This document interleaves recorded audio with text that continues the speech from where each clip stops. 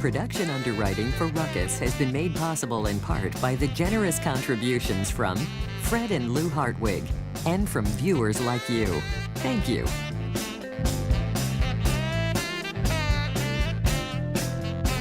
I met him for the first time. Welcome to Ruckus, our weekly, excuse me, Jim, may I continue? Welcome to Ruckus, our weekly food for thought fight over the news of the day and the trends of the times. I'm Mike Shannon, joined by the mouthy Jim Bergfalk of SGB Communications, Gwen Grant, CEO of the Urban League, communications and media consultant Mary O'Halloran, and Steve Marakian, attorney at Lawlessness. Sorry, Stephen. This time of year when some Missourians and Kansans start to think about capital punishment, defined for our purposes as what lawmakers do to us in the final days of their annual sessions in Jeff City and Topeka. Among the non-frivolous activities in both states is an examination of tax policy, and in Kansas, Governor Brownback has spearheaded cuts in income tax rates with the goal of attracting new business. Fearing that they will be disadvantaged in the so-called border wars, Missouri lawmakers have followed suit.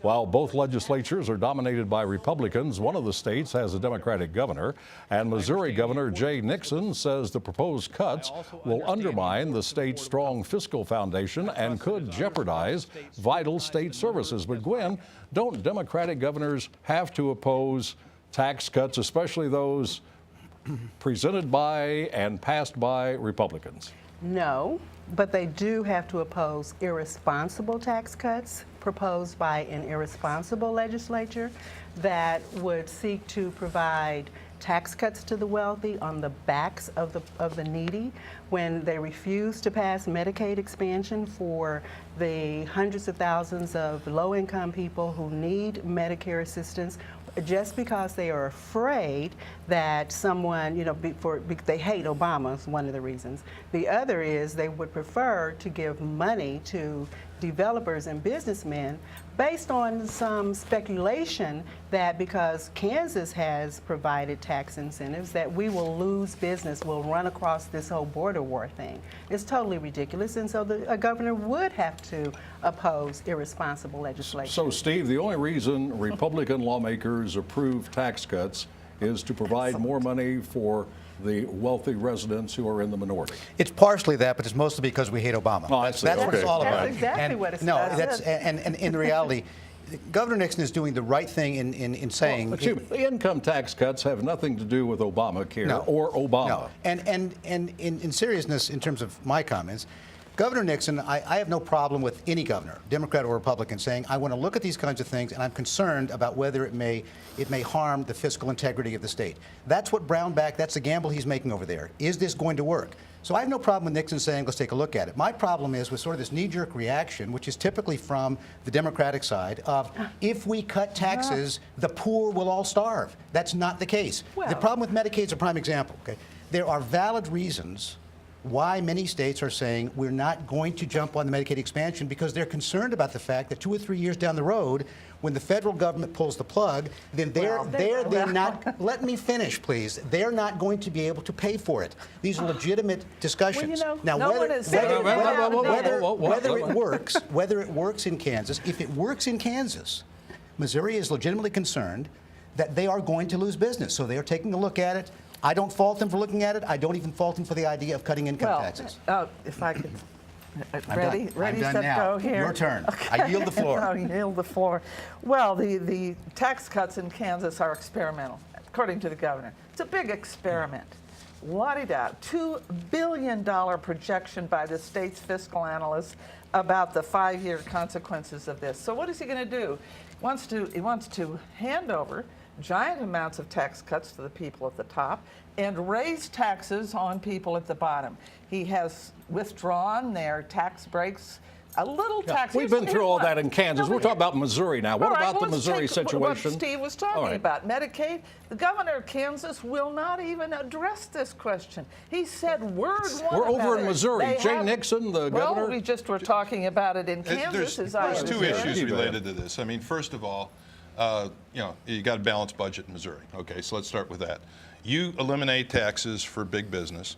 It's got to come from someplace.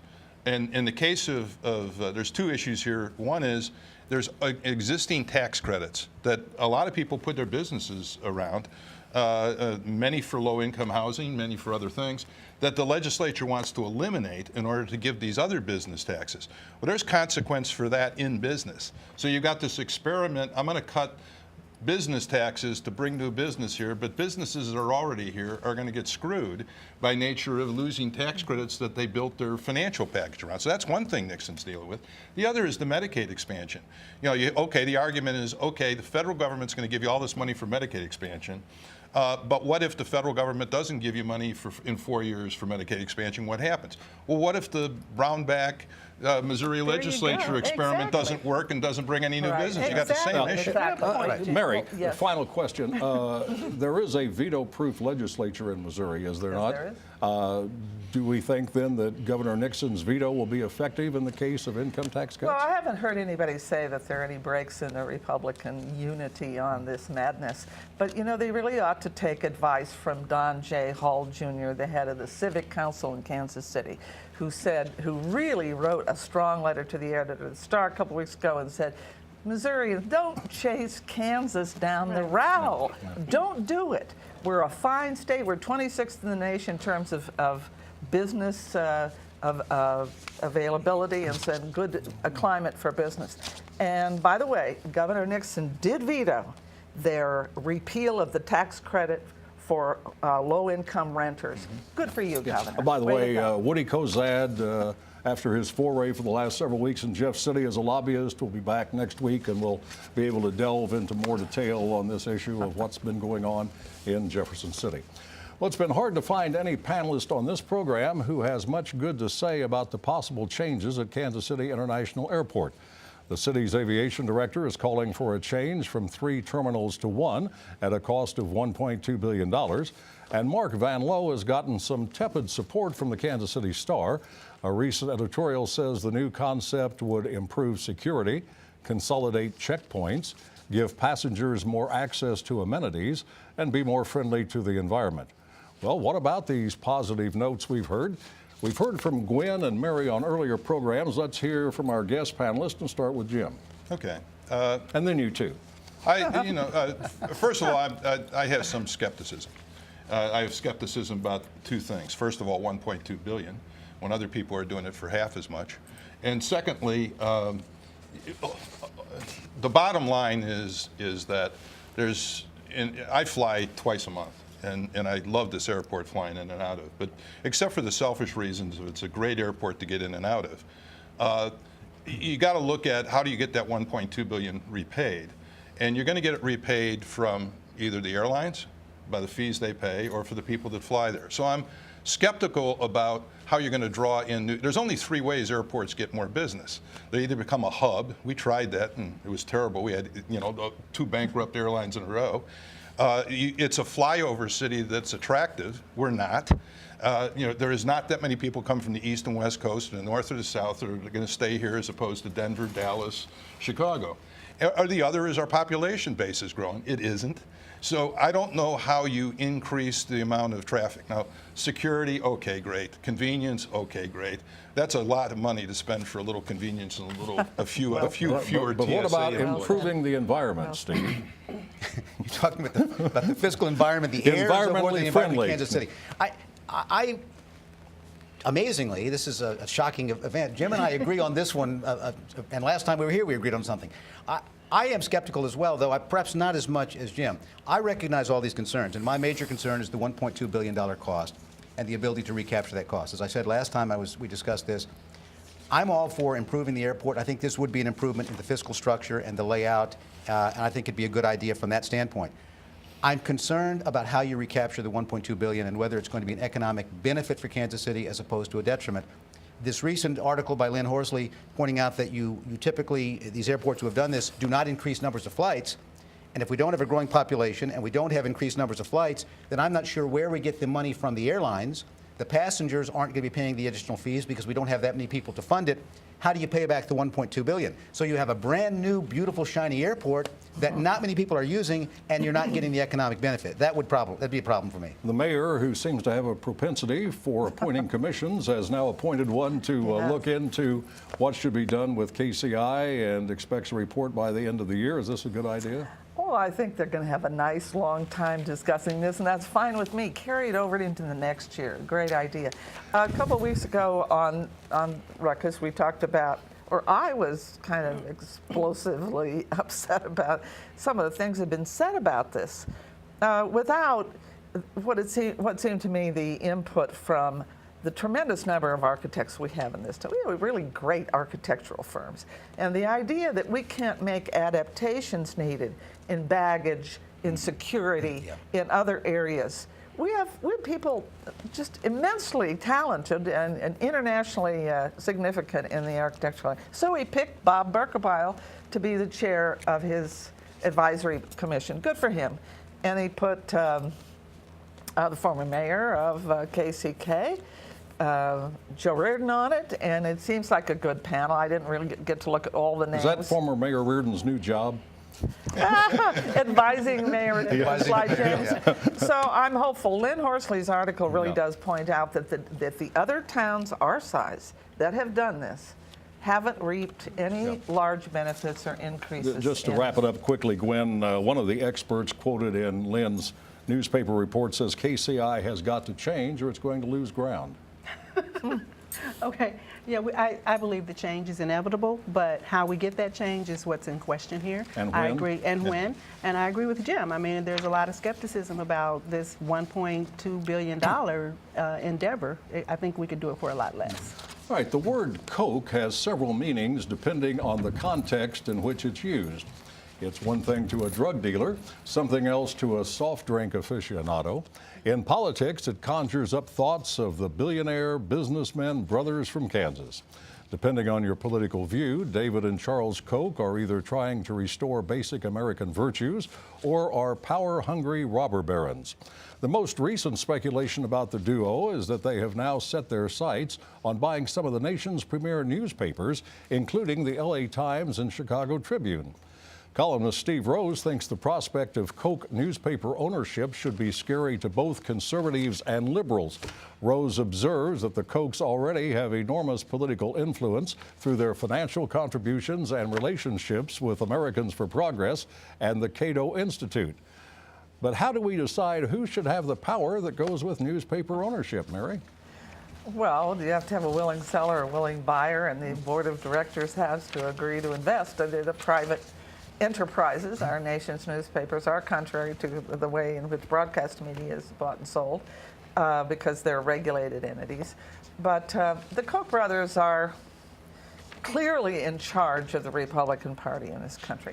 They are clearly in charge. I thought it was Limbaugh who was in charge of the Republican Party. I don't know that. No, he's not nearly as powerful. They have, for example, few people understand, set up this incredible network of investments in 150 colleges and universities in which they've spent about $300 million, which doesn't even setting up their political professors and the people that agree with them. Mainly Americans for Prosperity and financing campaigns. They spent a lot of money trying to defeat the president, and they didn't succeed, but they elected a lot of people on the local But why level. do any of those things mean they shouldn't own a newspaper?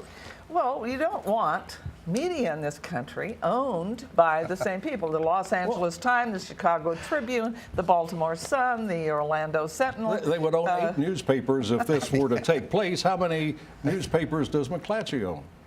I have no idea Well, I don't how either, many. but I'm sure it's they 8 own. or more. Well, they have a clear agenda. They don't hide their agenda. Well, I know, See, that's fine. these guys are intent. They financed the Tea Party, Freedom Works, and the whole kit and caboodle. They had various amounts of success with that. And the idea that the current attitude of those papers towards America's future would be radically shifted to the extreme right by the Koch brothers is a frightening prospect. Yeah, but I guess, she says it's a frightening prospect. Steve Rose says it should be scary to everybody, regardless of your political views. Steve But I is wonder smart. why, with the diversity of viewpoints available to individuals today with the internet, with blogs, with all of the access people have to different sources of information, why would this be such a critical difference? I'll tell you why. It's because, just as Mary said, because the Koch brothers not only control the Republican Party, they probably are in a conspiracy to control the world.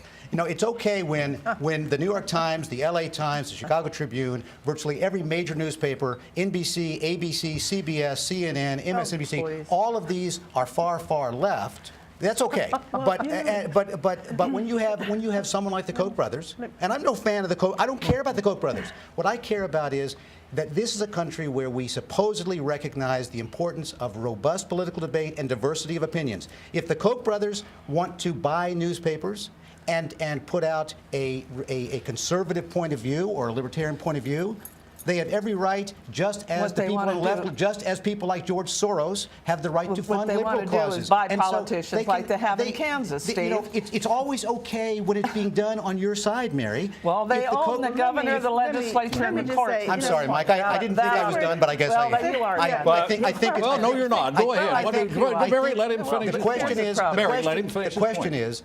is it legal? And is it consistent with the idea in America that we have a First Amendment right and people can buy their way to influence if they choose to do so? The answer to both questions is definitely Nobody yes. has said it's Go ahead. illegal.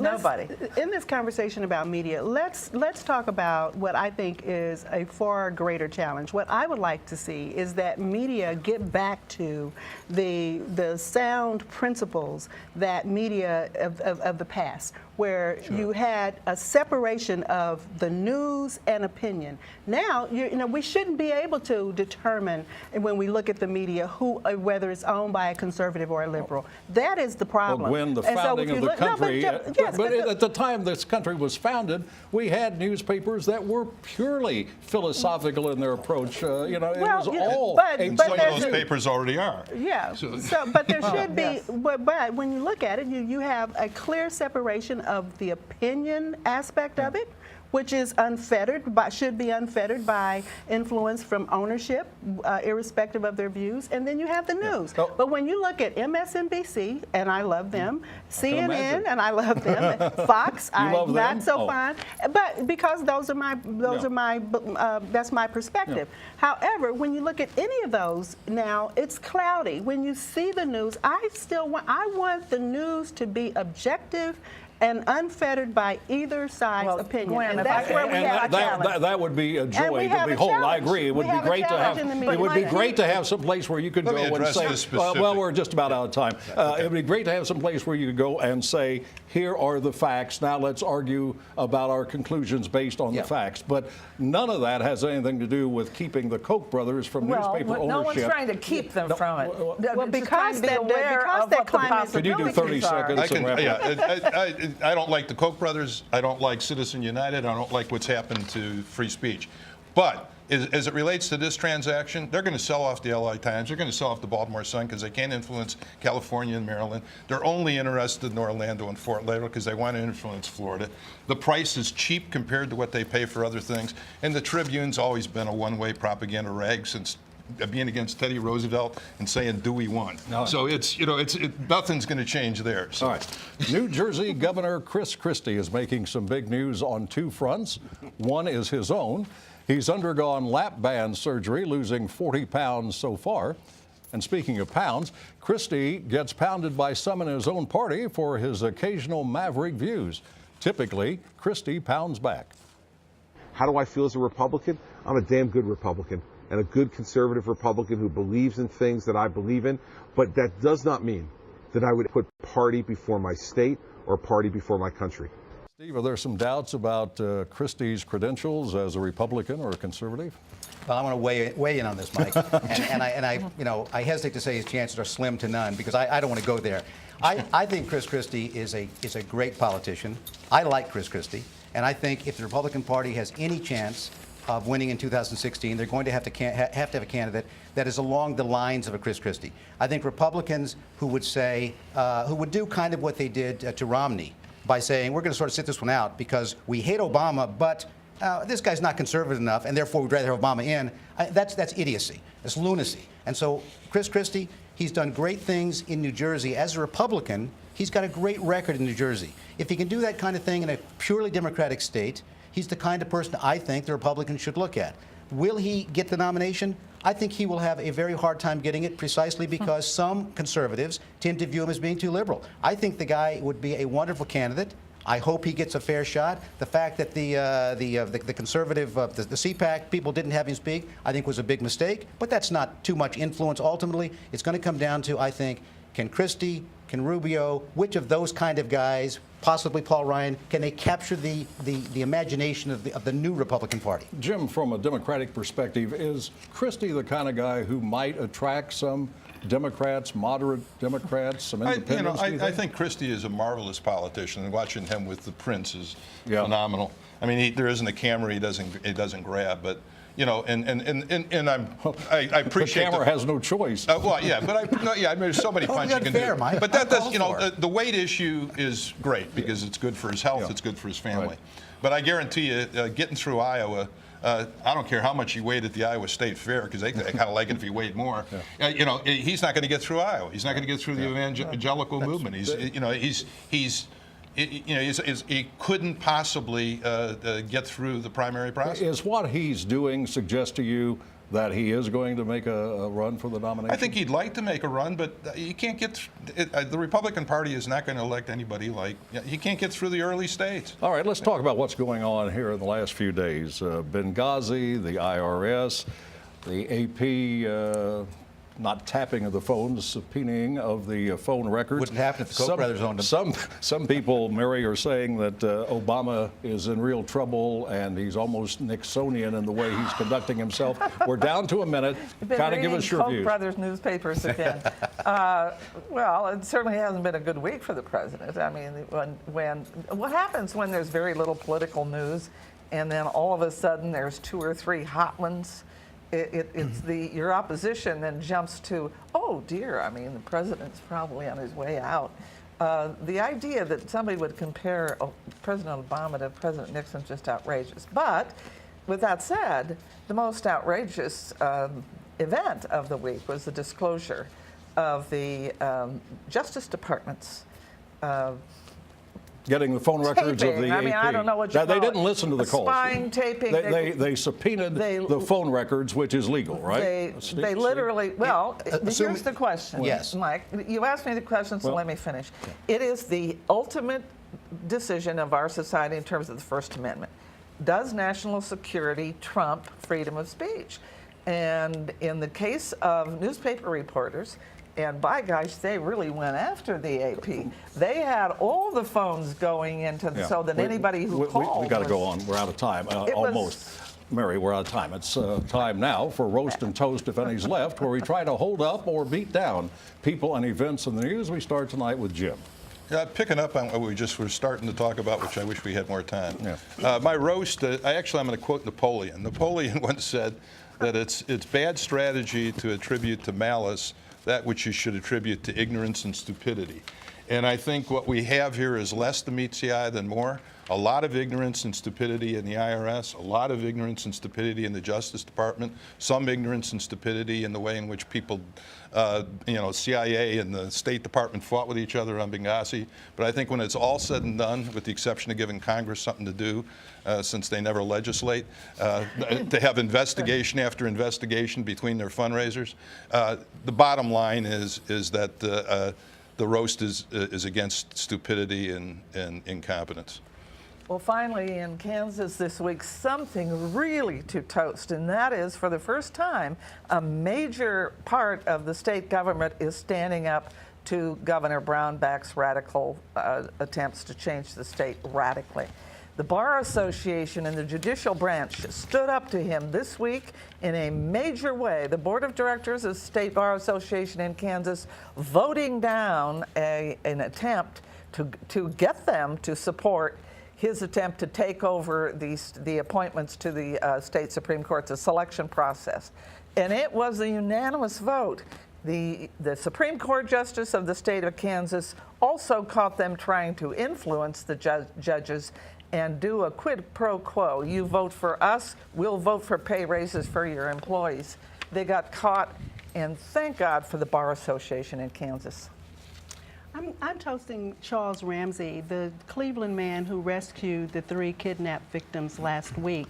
And I want to salute him for his courage and his character and stepping up when the police department of Cleveland failed, actually, and could have rescued these women much sooner. But more importantly, here's a man who had a past that was less than stellar, who demonstrates that we should not be permanently convicted for mistakes of our past, and our past should not define our present or our future. So here to Mr. Charles Ramsey.